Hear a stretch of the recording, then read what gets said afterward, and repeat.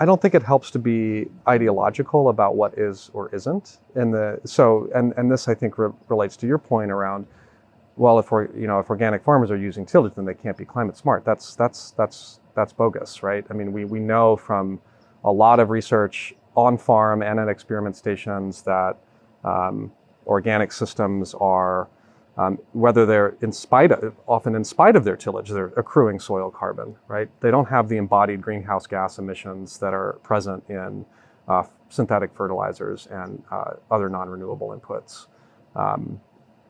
They can have reduced nitrate leaching, right? And all of this is in the context of tillage, or most of it.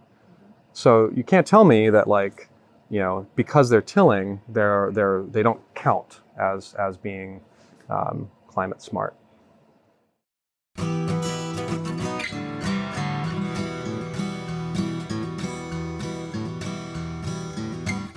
Welcome to the Real Organic Podcast. I'm Linley Dixon, co-director of the Real Organic Project.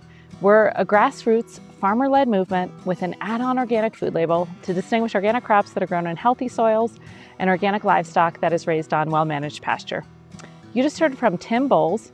He's a professor at UC Berkeley's Agroecology lab, and his research focuses on enhancing farm biodiversity and various ecological practices. So if you tuned in last time, you heard my interview with Dr. Bowles about some of the incredible work that soil microbes do for us. Today, I'm sharing my conversation with him at this year's Eco Farm, which goes into a much more nuanced understanding of no-till systems and how that's greatly needed for better agricultural policies. You'll learn that no-till actually causes soil pore size and nutrient availability to decrease in the first decade transitioning to no-till, and how this can be a huge problem for farmers. Like everything these days, we are greatly in need of greater understanding and a much more nuanced conversation around no-till especially, and Dr. Bowles delivers just that.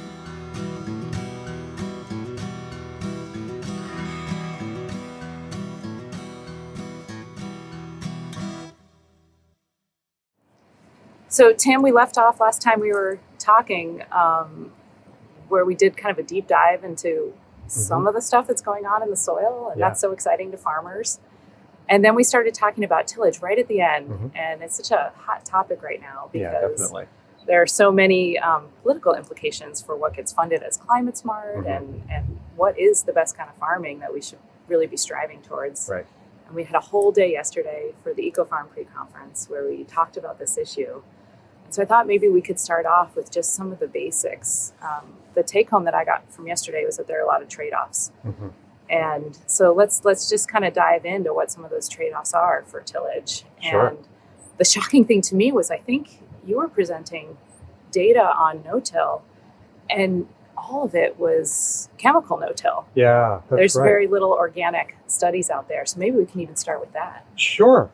We can start in either place, but yeah, it's definitely true that there are very few organic no-till studies out there, especially on what happens in the soil, right? I mean, there are a number that are looking at changes in crop yields or crop performance, but the vast majority of work out there right now is on chemical no-till, right? And that's herbicide dependent and often in the context of systems that are highly simplified in other ways too. Very low crop diversity, often lacking cash crops, and so what we know about no-till from the scientific literature is in terms of the time it takes to transition, or from a well-performing tillage system to a well-performing no-till system, or what types of changes in the soil we might expect, is against the backdrop of the broader context of these conventional systems, right? Where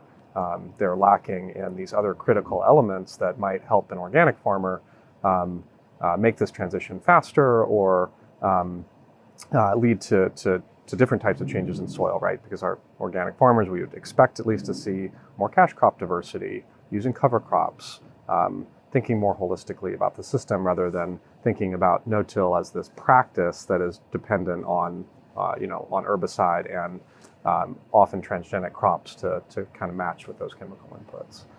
And I feel what's always missing from the conversation and what you hear from farmers is that no-till, conventional no-till has a lot of drawbacks in terms of greater erosion, which I was surprised to hear. And I don't know if academia is talking about some of these. So fertilizers are surface applied. Right. And then any cracks in the soil, because these fertilizers aren't tilled in, they kind of run down the cracks, and there's greater eutrophication in waterways from it, greater gully erosion from these cracks. And so I'm wondering if that's being discussed at all in academia, some of those downsides. I think interestingly enough, I don't think the nuance is there yet in academia. Well, I'll say really broadly, right? With that type of nuance, I think no-till systems are still considered to be really beneficial for erosion and preventing erosion. But some of the changes that we see in no-till systems, especially early on, is that we actually can see a decrease in infiltration in the surface of soil. One of the things that tillage does is, especially soon after tillage and the months following tillage, is it really creates a lot of macro pore space.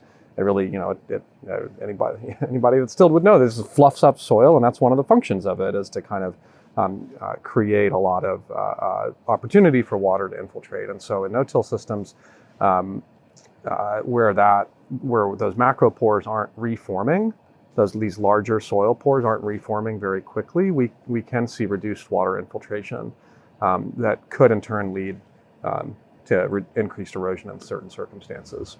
I actually want to pause on that because I was surprised. I thought if you till, you're actually going to have the micropores, like you're going to get rid of those earthworm tunnels and things like that. Right. And so you would have kind of a more... and this may just, So I was surprised to hear your results yesterday, that no-till is actually more micropore space, which causes it to be harder to infiltrate. And that's counterintuitive. At least early on in a transition period. And again, this is based on a lot of understanding from more conventional systems. But we've seen some similar results, at least in a very small trial that we've done in Berkeley. With organic systems. It was an organically managed system. It wasn't certified as part of our research station. But as part of this is a little bit about terminology and what we mean by micropores and macropores, right?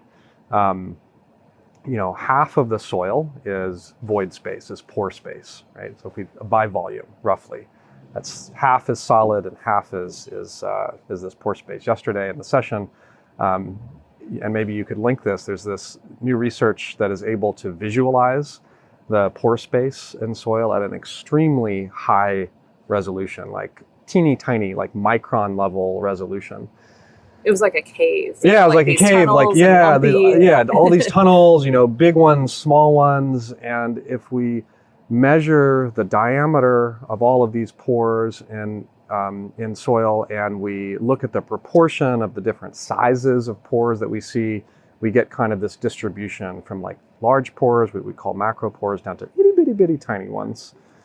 And these macropores are the ones that are really formed by earthworms, by the channels left from roots that have grown through soil and then died and decomposed, and then they leave behind a channel. Those are those macropores that are really important for water infiltration. They're really important for air movement in and out of soil. These micropores are smaller. The cutoff is about 50 microns. So that measurement, like that unit it's hard for us to visualize that. The human hair is about 80 to 90 microns in diameter. So it's we're talking that width. We're talking that width. We're talking like smaller than a typical human hair, right? And these are where a lot of the water is held in soil, the water that's available for plants. And one of the functions of tillage is, one of the things that it does is it mechanically, instead of by the action of earthworms and plant roots, is it creates more of these larger pores. But you can imagine that, especially early on in the phase of after you cease tillage, you've broken up a lot of these aggregates, and yes, there's these larger pore spaces that have resulted early on, but then that all starts to settle, right? Okay. And as those soil aggregates that are kind of left, we call them fragments sometimes in the context of tillage rather than aggregates, because they're not formed by biological processes, they're formed by mechanical processes. they start to settle out. And so we actually do often see a decrease in these larger pore sizes during early on in the phase of transition to no-till, and a relative increase in the size of these smaller kind of micropores. Now, one study, and there hasn't been a lot of research on like the time of transition from till to no-till and the time of what's happening over time. But there was one interesting study that showed after about 5 to 10 years, you do see then the reformation of these macropores in no-till systems because some of that biological activity is coming back. The earthworms are coming back. The channels left by plant roots are beginning to really play a role. But that takes time. And the room just kind of was like, yeah, the room was kind of like, do we really have to 5 to 10 years? What kind of yield hit are we going to take over 5 to 10 years? And so that's real. Yeah. That's let's real. talk about that yield hit, and then nitrogen and oxygen, and kind of how they're really intimately tied. Absolutely. Yeah. So that was a common sentiment yesterday among these veteran growers. I'd say, and I think somebody said this in the room, these might be among the most experienced specialty crop growers in the country. These are folks who really were pioneers early on in the organic movement. And they've been experimenting with no-till and pretty much across the board noted pretty dramatic yield declines. Now these were, as I understand it, they had tried no-till, for kind of one year. So these were often first year numbers, but close to yield failure in some cases. Other cases not so bad, and they noted some ways in which they could mitigate those yield declines through the use of plastic and that kind of thing. But one of the, at least from their experience and their observations, one of the potential reasons that they were seeing yield declines is a reduction in nitrogen nutrition in the crop. And I say specifically nitrogen nutrition rather than nitrogen availability in the soil, because I want to separate out the nitrogen that's available to plants into two sort of, I'll say, categories. One is like what organic farmers are thinking about a lot, which is the mineralization of nitrogen from organic matter, right? The creation of plant available forms of ammonium and nitrate from organic nitrogen. From microbial breakdown, exactly. And that's the first one, right? The access that plants have to that nitrogen. In no-till systems, when we see this reduction in macropores, we might also see a reduction or a change in plant root distribution, plant root growth. It's harder for them to penetrate through soil that has lost a lot of these macropores. There was some data that was showed yesterday showing the penetration resistance, how hard it is to push through soil. Yeah. And especially in the surface layers, it was harder in a no-till system to kind of push through that soil. So this lack of nitrogen nutrition, or an apparent sort of lack of nitrogen nutrition in these early phases of the no-till transition for these organic farmers, may have been either a result of changes in the breakdown of organic nitrogen by microbes, or a change in how the plant roots are able to access that nitrogen because of the changes in soil structure that have occurred. So I'll pause there in case I've lost us here in the depths of nitrogen cycling, and you want to ask No, that makes sense. Yeah. I think it's so important here to keep in mind time. And so this is all initially, it is harder, and this goal of 5 to 10 years, that's where we're trying to get to and maintain. Do you think, and maybe we just don't have the science yet, do you think that organic farmers could get there quicker because maybe the soil life can rebound more quickly because there's the chemical inputs aren't there to kind of suppress? I think that there's activity? reasons to expect that it could. I don't think we have solid evidence from the scientific side of things. There may be, growers out there who have tried this may have experiences that are quite relevant here, right? But at least from the research side of things, I don't know of a lot of work looking at that transition phase and whether it's faster at an organic system or really well-performing organic system. But here are a few reasons why I think it could be. First is the reasons that you mentioned, which is there's already would tend to be more microbial life in an organic soil. And the reformation of soil structure is dependent on soil life, right? We would not have soil structure without soil life. We would just have this, collection of sand, silt, and clay all packed down together, right? And it's dependent on all soil life. It starts with microbes, right? The microbes and produce these biopolymers, almost like microbial glues, that begin to hold together the primary particles in soil, the individual grains of sand, silt, and clay that begin to be sort of bound together by these microbial glues. And are these glues like their poop?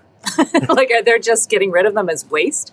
No, they. My understanding is that they are effectively creating their habitat. Okay. In a lot of ways. Uh-huh. So no, these aren't just their poop. These are particular substances.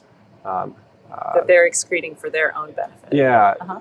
they're EPS, extracellular polymeric substances, is I believe the term that's used for them. Yeah, category. The big Okay. category, right? And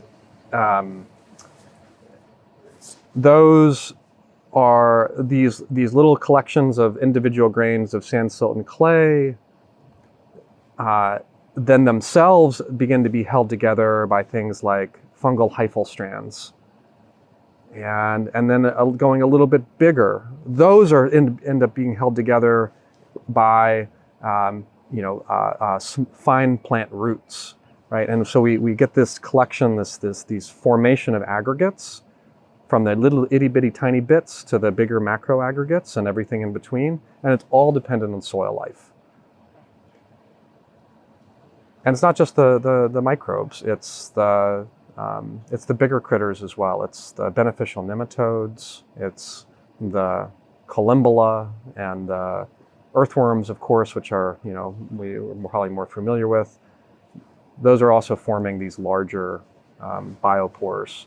The mites. Mites, yeah, right. Who farm fungi. Yeah, exactly, right. Everything is playing a role in the reformation of soil structure. So if an organic soil, kind of to circle back around, if an organic soil already has more abundant life, that life can be really primed with a lot of organic matter availability through, whether that's through compost or through cover crop residue. Live roots are super important.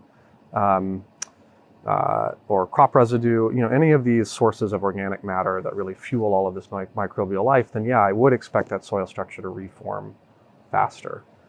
Now, there is one caveat here, which is that especially with these larger bodied organisms, the mites and the columbella and the earthworms, even some of the larger bodied beneficial nematodes, the predatory nematodes that are eating some of the plant parasitic nematodes, those are the organisms that also we tend to lose the most in tilled systems, because their bodies are big enough that they're actually physically disrupted from the mechanical process of tillage.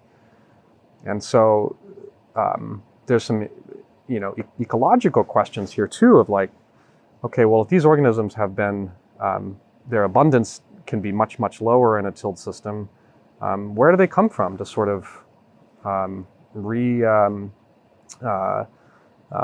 reconstitute that soil? Now, they can travel from deeper in the subsurface sometimes, right? Of course, earthworms are migrating up and down all the time. So they may be around, they may be able to get there, but it is a process of restoration. You can think of it that way too, right? And restoration is hard. Anybody that's worked in, trying to restore a grassland, or any other ecosystem, like restoration is hard. Takes time. Takes time, yeah. So I want to kind of rest on the very opening, or like spend some time on the very opening of the day. We looked at soil health principles, and Tom Willie put them up there, and I see this all over the place. And there's 5, Right. And the NRCS, does it, and so they're kind of all over the place. So any regenerative website will do it. Sure. And I leaned over to Scott Park next to me, and I go, "Which one's missing? Do you know which one was missing?" Is it organic matter inputs or? It was reduction in chemicals. Oh, reduction in chemicals. Yeah, right. And Yeah. and he Well, goes, and this is a regenerative. This is part of the problem with the regenerative agriculture broadly, right? But Yeah. go ahead. I'm no, sorry. I Scott cut you goes, off. "Well, that's obvious. We're talking about soil health." And I go, "It's actually not that obvious. I No. think it's missing Yeah. for a reason." Yeah. I think, I think this has been a long criticism of regenerative agriculture, right? That it's, I think the soil health principles, of course, are very much linked in with the regenerative movement. And that we sort of gloss over the chemical side of things a lot. And we started out talking about the dependence of conventional no-till systems on widespread herbicide use, which has, some, I'd say, unclear. The herbicides at least have, I think, some unclear impacts on soil and soil health, but clearly things like the fungicides the soil fumigants and this kind of thing are very clearly impacting soil health and soil life. But even fertilizers, because we talked in the last session how even if you're going to do experiments with mycorrhizae, it's like you can't have phosphorus there because then they're just not going to make those interactions, right? So isn't fertilizer a big reason? Fertilizer can also be an issue. I mean, and I'll say, like, just to, we've talked a lot about, bringing nuance to these conversations, and phosphorus can be an issue with organic too. True. And particularly if there's a lot of manure inputs. If there's a lot of manure inputs, right? The nitrogen to phosphorus ratio of a lot of organic inputs is low, and if you're basing the rate of that application on the nitrogen needs, then you're going to be over applying phosphorus. Yep. And we've seen this in long-term experiments on organic, that they tend to be accumulating soil phosphorus at a higher rate.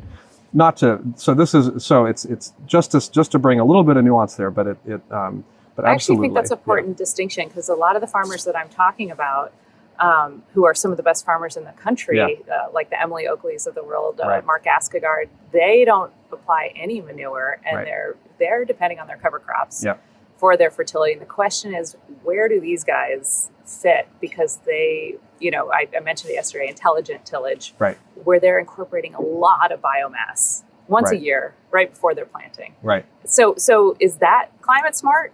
Or, this is important right now, because our government is putting, they just put $3 billion into climate smart, and those aren't the farmers that were getting funded because they till. Well, and that's, and what I would love to see is a few things. One, multiple pathways to getting to what's climate smart. There's no one definition or one system that represents, this is climate smart, right? I think growers can get there in a number of different ways. Okay, let's unpack that. Well, in the sense that, like, I don't think that being I don't think it helps to be ideological about what is or isn't. And this, I think, relates to your point around, well, if organic farmers are using tillage, then they can't be climate smart. That's bogus, right? I mean, we know from a lot of research on farm and at experiment stations that organic systems are, whether they're often in spite of their tillage, they're accruing soil carbon, right? They don't have the embodied greenhouse gas emissions that are present in synthetic fertilizers and other non-renewable inputs. They can have reduced nitrate leaching, right? And all of this is in the context of tillage, or most of it. So you can't tell me that, like, because they're tilling, they don't count as being climate smart. And so I think I can't tell you, but that's the story in Washington. Sure. So we have to overcome this. Yeah, exactly, right. But I think, maybe to get I'm also not surprised that the conventional industry is being quite agile and opportunistic here to reframe what they're doing in the context of climate smart. The chemical dependent no-till is not a systems change. It's not a systems redesign. It is a tweak to an industrial system. So it's there's nothing about it that is fundamentally changing that agricultural system. Now, do I also think that there should be at least some pathways for conventional farmers to improve their practices and to include individual practices that might be more climate smart? Yes, and I think we get a lot more, at least in the conventional systems, I think we get a lot more multiple benefits out of things like integration of cover crops. Yeah. With biomass. With biomass. That gets forgotten a lot of times, right. too. I think a lot of people are tilling them under when they're a couple inches above the soil because the timing of getting their crop in at a certain time. Sure. And organic farmers tend to say, no, I need the biomass and I'll plant later. Right. Right. So, yeah, I mean, it's the biomass that's creating the ecosystem services, yep. right? Increases in crop rotational diversity, right? These are things that provide our tried and true ways to provide a lot of benefits, not just for climate, but also for biodiversity, for nutrient availability and reductions in the nutrient losses, reductions in the need for non-renewable inputs. So I think, I think that those types of practices should be available for conventional growers to move towards more kind of climate smart or regenerative or whatever term we're using. But conversely, the idea that an organic farmer is not climate smarter because they're continuing to use tillage in a system that is otherwise functioning really well and relying on not relying on any non-renewable inputs. I mean, that doesn't make much sense to me. What were your thoughts on the I'm a tweener confessions yesterday? These farmers that are tilling a little bit. Well, I think that's maybe where there's a lot of sweet spot. And these questions that were posed by Phil Foster and Scott Park and others around, well, how much tillage can I get away with? I want to do a little bit. And whether that's for working in biomass, terminating cover crops, Phil Foster was talking about he needs to undercut his cover crops. Mm-hmm. At 9 inches. And how much can we get away with while still to do what we need to do in these systems to make our cover crops work, to get the seed bed that we need. For whatever reason it is, how much can we get away with and still get a lot of the benefits that we would see in a no-till system? Yeah. And I think that's the critical question. Because the benefits of getting that biomass in for nutrient availability might outweigh the 2 inches that Scott Park goes under or something. Right. And, these farmers are all, they're amazing people, right? And they're always about continual improvement. Yeah. And so maybe this is part of their broader transition. Maybe maybe in a few decades, we will get to the point of having the confluence of knowledge and technology and experience to be able to get to a complete no-till system. Maybe we will. Inorganic. Uh-huh. But for right now, we can try to be judicious about what's going, and that's good for the farmers too, right? If they're reducing their passes, if they're reducing the depth of tillage, they're also reducing their fuel use, right? I mean, these are things that provide benefits beyond just the soil too. So, I don't think, and so this certainly gave me a lot of fodder for these are a lot of research questions that we could potentially help out with, and in terms of trying to answer some of the okay, so if the top couple of inches, 3 or 4 inches, is disturbed, do we see, I'll say, a more like natural soil structure beneath that, and is that providing the benefits that we hope that it would? Let's talk about. I always see this. Fungal to bacterial ratio, and I kind of brought up the question, is this meaningful based on what those fungi are actually doing? Yeah.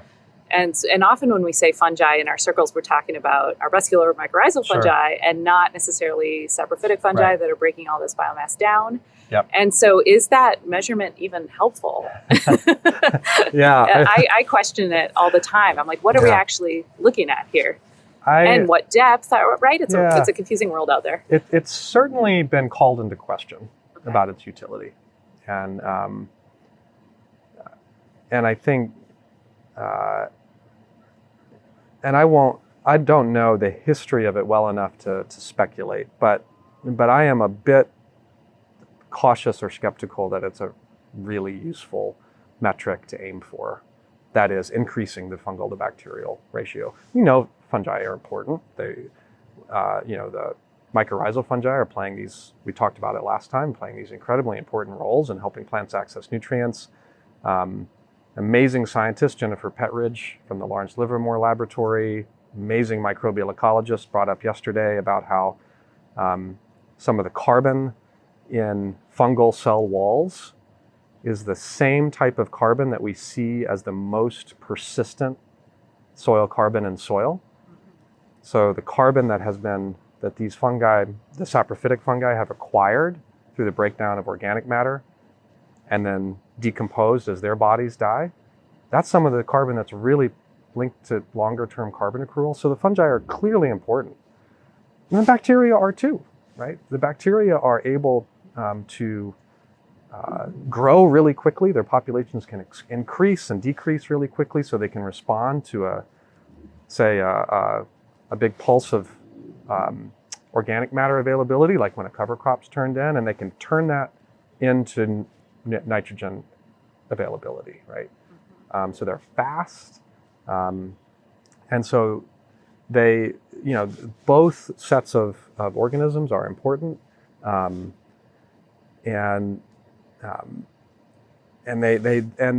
another thing that Jennifer Petridge mentioned yesterday was that they're also acting a lot in concert with each other, right? Fungal highways that are transporting bacteria from one little soil microsite to another, right? Across an air gap maybe that they wouldn't otherwise be able to travel, and allows them to get to a new little juicy bit of organic material, a new habitat. So there's all kinds of ways that fungi and bacteria are working together, and they play some complementary and different roles. Bacteria tend to have a much broader suite of metabolic capabilities in terms of what the types of materials that they're able to break down. So with the help of bacteria. Right. And so it's both and in my mind. I don't. I think. And so I think where this comes up is, I've seen in a couple of contexts farmers who have been, having some consternation about, I really, I've been doing all these things and my fungal bacteria ratio is just stuck. It's just not moving anywhere. I'm like, I don't know that that's a problem. We should be talking about maybe what is there. Yeah. So it's amazing with this sequence data now, we can take a look at everything that is present. Do we have any way of saying abundance? From that sequence data? Right. It's a nice even distribution, or maybe we're seeing a lot of this, but not a lot of this, Do we have that capability? We are growing in that capability. There's some really cool new techniques now that actually allow for sequencing and identification of actually not just microbes, but also soil fauna. And a lot of these methods are able to tell us kind of who's present and a little bit about their relative numbers, like, this group is probably more than this other group. It's a little bit trickier to get to the absolute amount, to translate that into this many pounds of biomass per acre, for instance. But certainly we have these DNA tools that are allowing us to not only catalog the microbial community, but also the soil faunal community.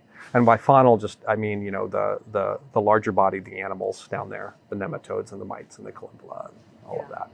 And this is so important because I saw a study, and this was a peer-reviewed, published study about how glyphosate is good for the soil health because there's a bacterial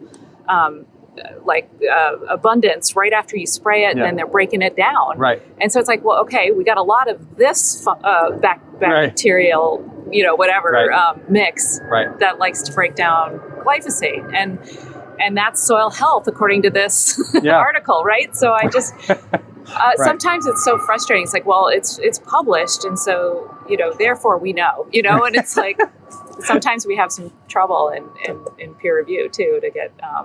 Just one study isn't all that's needed to develop a good picture. Not at all. And also we get, as terms like soil health become more prevalent, more prominent, and we're it's inevitable we're going to see people trying to co-opt that a little bit.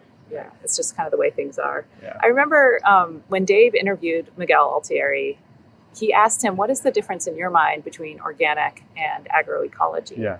And Miguel said, well, there's a political component to agroecology. And so we have a responsibility as scientists to be a little bit more active politically. And I don't know if you agree with that, if that you see that as part of your role in agroecology. Yeah, I absolutely do. I think, and that might make some scientists feel really uncomfortable. Yeah, it's not what we were trained to do. Right. Yeah. And so at the risk of being on a soapbox a little bit, I'll share, I think, why I feel that way and why I think it's also okay for scientists to do this. I'll say the other side, right? Industrial agriculture and all of the different ways that our society props it up, they're not shy about being political, right? Right?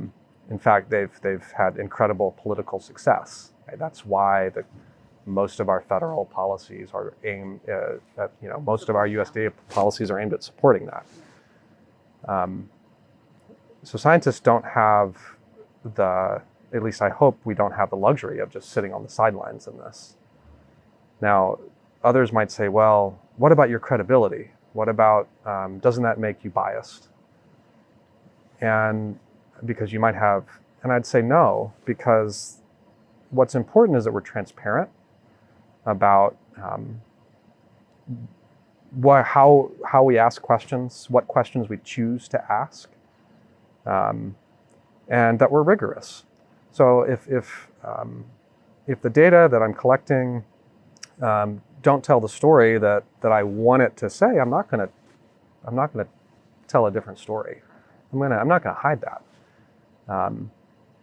And so there's this notion that I think there's a misplaced notion around what objectivity or neutrality is.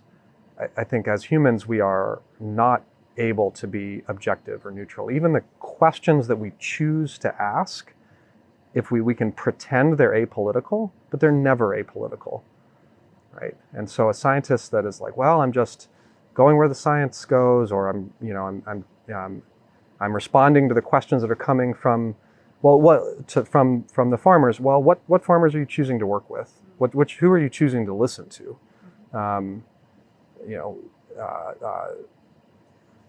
So we can be transparent about that. And so I would argue that in a lot of ways, that these principles of transparency and rigor are really what we need, both in how we ask questions, how we share our data, right? Data transparency is becoming a much bigger thing now, right? And so that others can validate the conclusions that we draw from studies. So that was kind of a soapbox, but to step back to the broader question of I think, and for me, that looks like the political side of it can be, being in close touch and close contact and conversation and ongoing collaboration with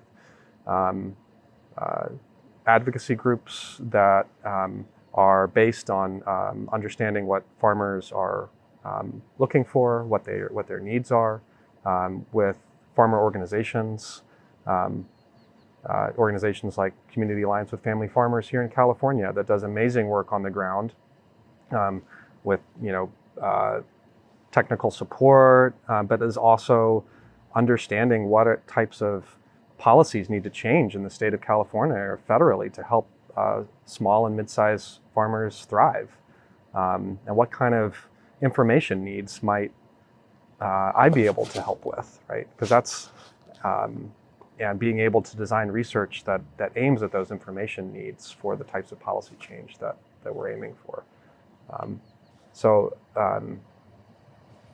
Short answer to your question is yes. And because climate is the political issue of Yeah. our time, I kind of want to dive into some of what Hannah talked about yesterday, which was the most challenging scientifically. Yeah. So we'll see if we can do it. But you had your pool of nitrogen, and I want to get there too. Sure. Because I had a big light bulb moment when you described that. So I want to do both of those things. And I think they're related. And I think they're related to climate because nitrous oxide emissions came up too. Yeah, and so right. I'm wondering if we can kind of unpackage some of both Hannah's and your presentation Yep. on this interplay between nitrogen, what no-till does to nitrogen availability. Mm-hmm. You talked about increased nitrous oxide emissions from Mhm. no-till. Mm-hmm. And let's start with that. Why does that happen? Sure. I'm wondering if it happens more in the chemical no-till than it would in an organic system. Right. And then we'll go from there and talk more about nitrogen. Sure. Well, let's start with a little bit of everybody's, at least my favorite topic, the nitrogen cycle. Okay, No, good. but nitrogen, the nitrogen cycle and all of the different forms that nitrogen can take in soil, from organic nitrogen, right, leftovers of compost or plant material, to ammonium and nitrate, to production of gases like nitrous oxide. All of these, the conversion of one of these forms into another is really dependent on oxygen, which in turn is really dependent on water, right? So these are what are called reduction and oxidation chemical reactions. So we don't need to go too deep into what that is, but the point is that the reactions that change one form into another are really dependent on the amount of oxygen that microbes have available, because different microbial groups are active during different levels of oxygen in the soil. So we talked earlier about how with no-till systems, at least what we understand from largely kind of chemical conventional based no-till systems, that at least early on, we see a reduction in macropores and an increase in micropores that would tend to limit oxygen flow into soil and make them a little bit more anoxic. That is, they have less oxygen relative to a tilled system. That also might be because they have a little bit more moisture in them. So that pore space, instead of having air, it has water. And when that happens, the two processes in soil that lead to nitrous oxide, there are two of them. One is nitrification, which is the conversion of ammonium into nitrate. And the other one is denitrification, which is the conversion of nitrate back into atmospheric or inert forms of nitrogen.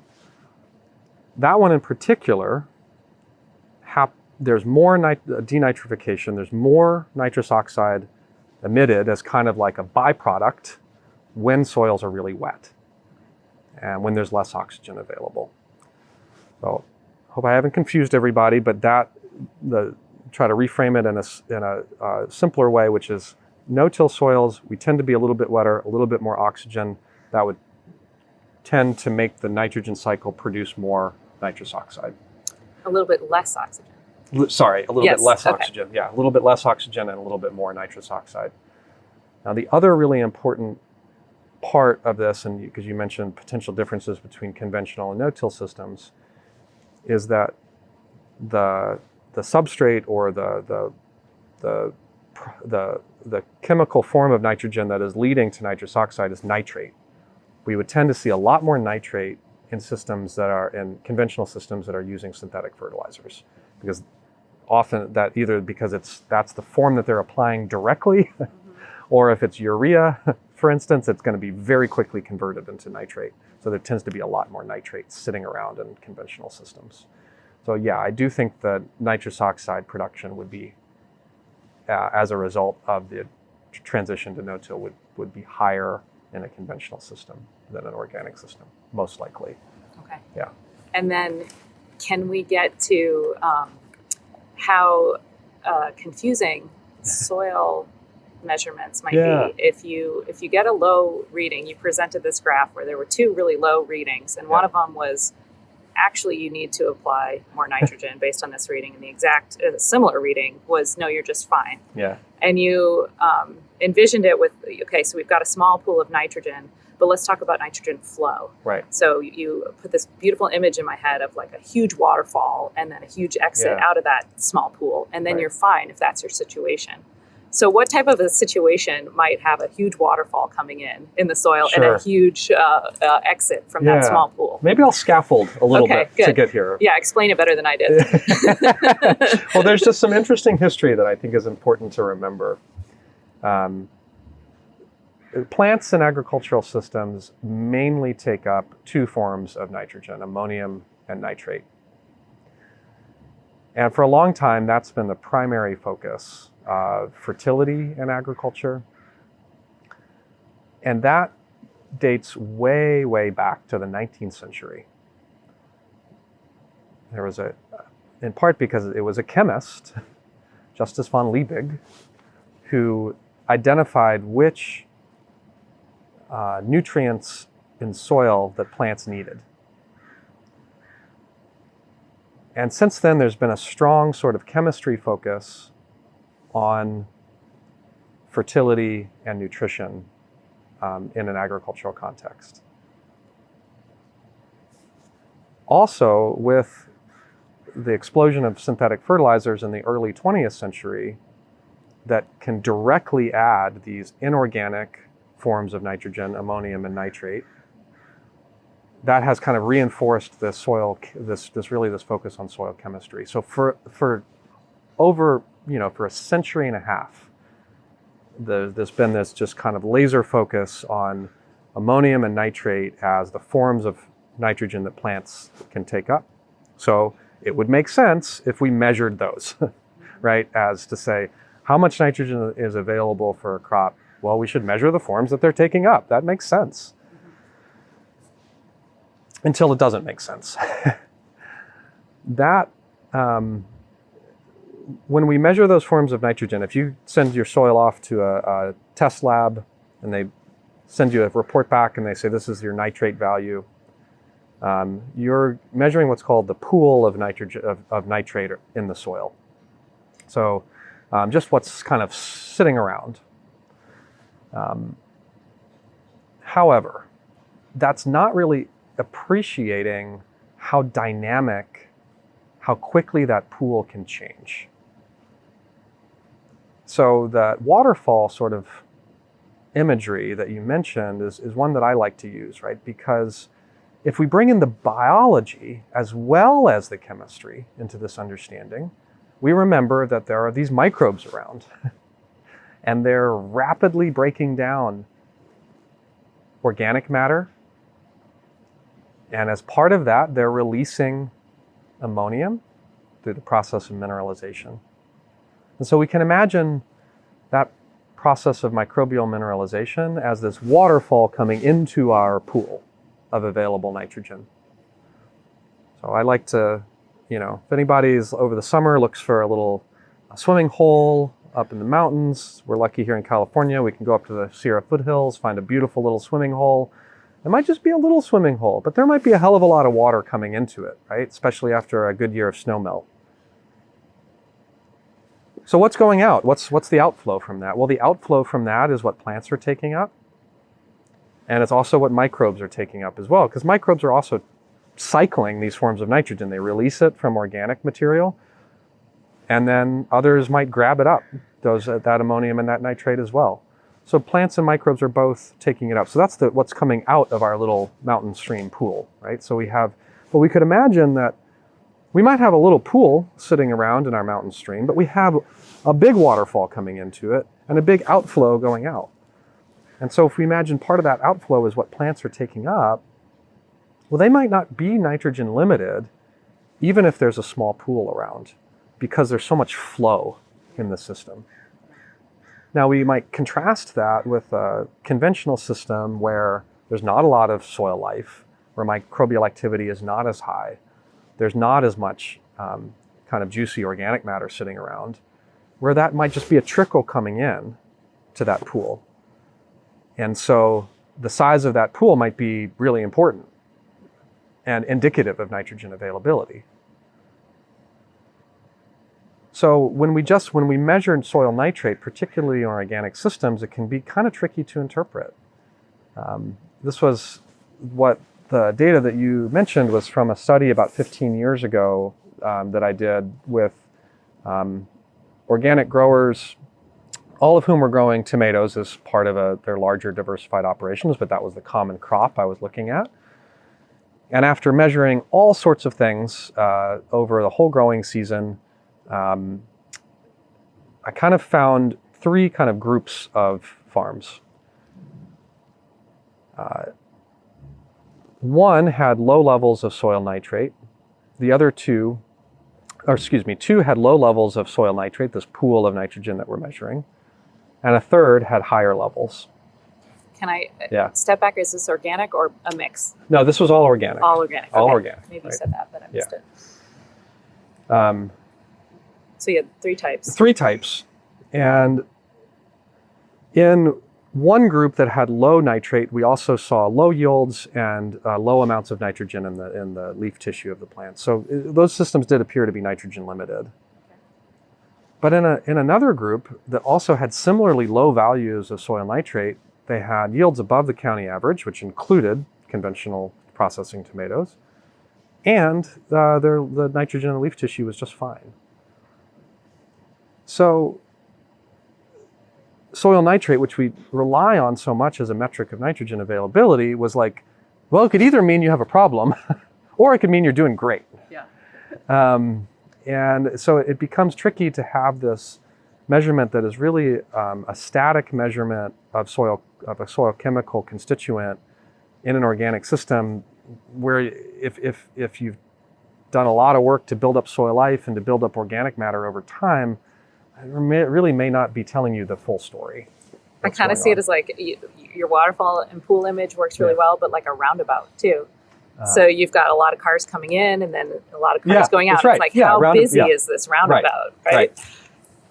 When I hear all of these stories, I'm like, why are we talking about tillage? And you can correct me if I'm wrong. I'm like, we should be talking about organic matter, which is so central to organic farming. We've always, without any science to back us, right? The scientists thought we were all loony forever, like before my time. Always knew that there was something to organic matter. And whether you're a chemical or an organic system, let's start talking about that, the biomass that we can include through cover cropping. Or I think that needs to be the question, not tillage. And maybe there is something to tillage over, longer terms if we can get there as like this ultimate pedestal. But I think first we need to start talking about organic matter. Yeah, and I would add a couple of things there. One is that what excited me about the conversation yesterday was that it was a platform and that was this conversation around no-till and organic systems, was that it became kind of a way of talking about, I'll say, more system redesign, stepping back a little bit. So it's not just organic matter, but it's also living roots. It's also presence of mulch, which is a form of organic matter.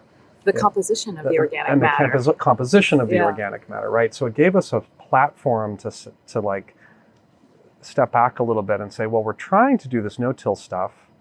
What are other creative elements that need to come in to sort of keep failing forward, keep sort of pushing the boundaries here in ways that lead to broader redesign. Things like Eric Morgan at Braga Fresh, thinking about, all the challenges of no-till and maybe intercropping the cash crop with a live cover crop in the furrows was a way forward, so the roots could help alleviate some of the compaction that the no-till systems, right? This is super creative and like boundary pushing stuff, at least here in California specialty crop systems. So to me, it was like the no-till was like part of it, but it was also pushing all of us to think about, just more system redesign. So that in terms of just like a continual improvement kind of thing. It's going to be, I think, can be kind of fun. Yeah. And it's great to get researchers together with farmers. Yeah. So that's what was fun about yesterday. Right. So you're Secretary Vilsack, just to kind of put an end to this conversation, and what does the future of agriculture look like? And you have $3 billion, and it's going to be a lot more for climate smart farming. What are you funding? Whew. That's a great question.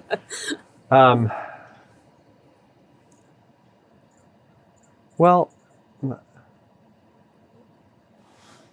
I would want to use those dollars to help spur a more fundamental agroecological transition.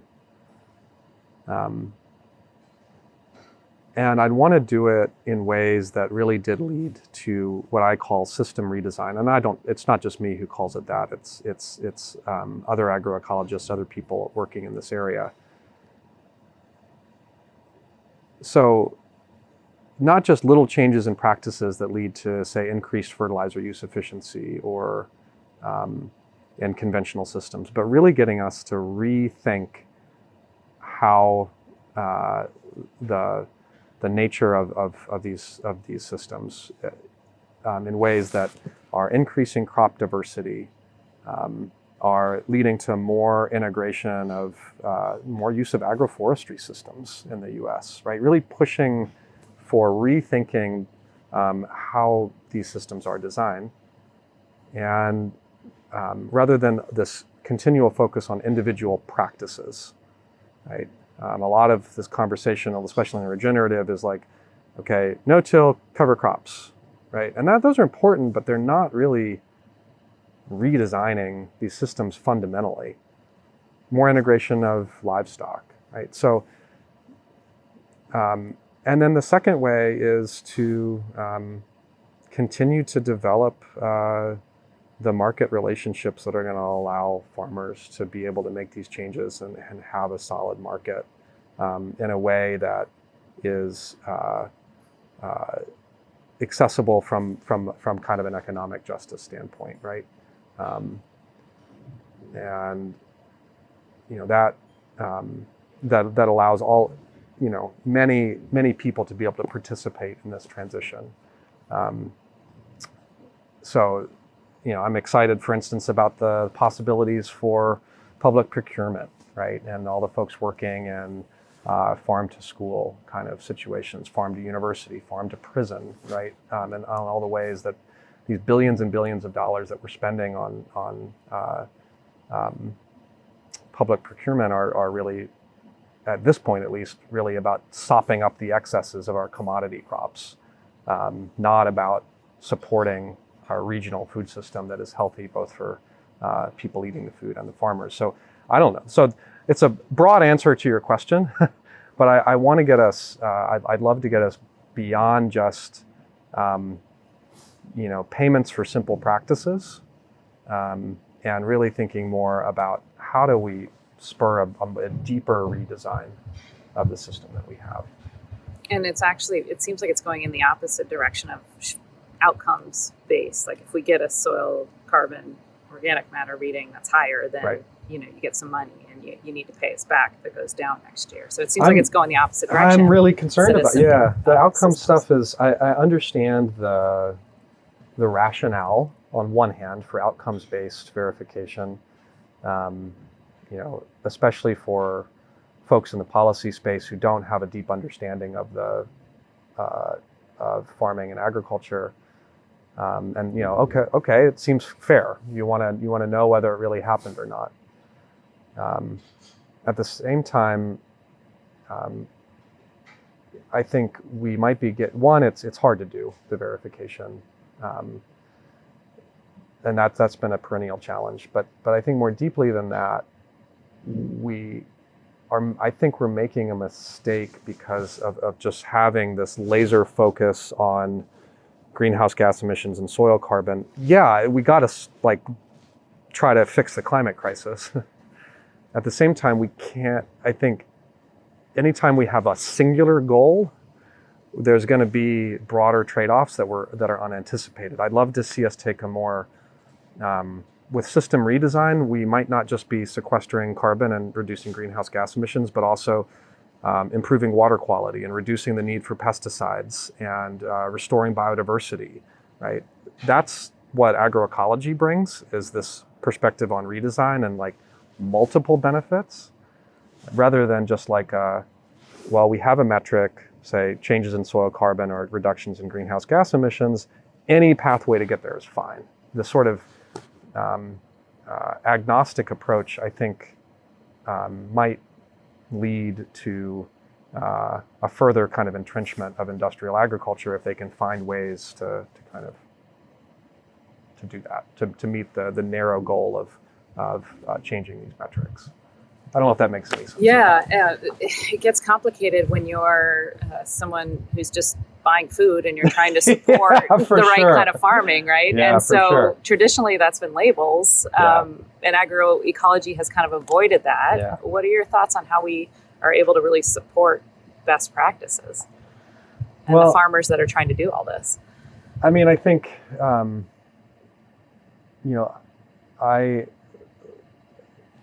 labels, of course, have played a really important role for creating the premiums that organic farmers rely on. At the same time, I think, my understanding is of the research on kind of consumer understanding of labels is that nobody understands them. There's a lot out and there. there's so many out there. So Yeah. it's like more labels, I don't think is the answer. Yeah. We're just going to keep confusing people. And we've relied, the theory of change has been around this kind of vote with your fork idea. And I just don't think that may be part of it, but I think that that's a really limited theory of change. I think we have to deal with this from a public policy standpoint. And I also worry that that theory of change leaves out a lot of people who, are struggling to make ends meet, just period, right? And who are going to be looking for ways to pay the bills and ways to get food. And what does that say if folks like that can't if they can't afford to be purchasing organic premiums? Does that mean they don't have a role to play? That to me doesn't sit right. So I think it has to come through deeper changes in public policy that remove the many subsidies and incentives we have for industrialized systems, and at the same time creates a new set of incentives and pathways for organic and agroecological farmers, and so part of that can be the role of consumers, but I don't think that's the theory of change that it's going to get us there, personally. And I know that may be controversial. No, I agree. But, I think it's not one thing, like you Yeah. said, right? I think we're going to need to attack this from all ends. right. If there's anything else I didn't cover, please feel free to chime in. Right now is your last chance. No, I appreciate the questions and the conversation. We've gone in a lot of fun directions. So thank you for your time. You had some big shoes to fill with Miguel, and I really appreciate the complexity that you bring to all of these questions and the deep systems thinking that you have. So I think it's a perfect fit, and I'm excited to kind of follow where your research goes. Great. And Thank you, Linley. with your whole lab too. I appreciate that. Yeah. Thank you for listening to the Real Organic Podcast. Our movement is growing because you're subscribing and you're sharing these podcasts with your friends. So keep it up, and you can leave us a rating and a review as well. You can find a video version of this interview on our newly designed website, realorganicproject.org, or on our YouTube channel. You can join us every Tuesday for a new episode featuring voices from the organic movement. So see you next time.